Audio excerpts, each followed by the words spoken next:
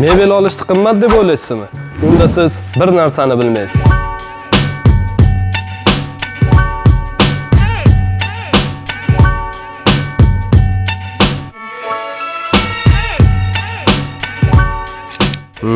Birdaniga to'lash qiyin, ustamalar esa hozir qimmatli qilishi mumkin. Sizga aytmoqchi bo'lganim shu, ishonchdan mebellarni 6 oyga boshlang'ich to'lovsiz o'z narxiga sotib olishingiz mumkin.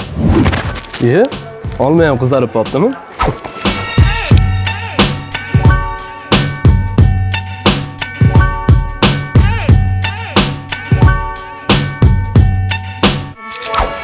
Agar 12 oyga olsangiz-chi, unda bizdan 2 xil taklif. 15% chegirma yoki 20% bonus.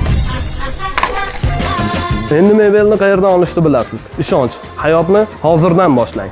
Bergan qo'llaringdan aylanayin dermisan.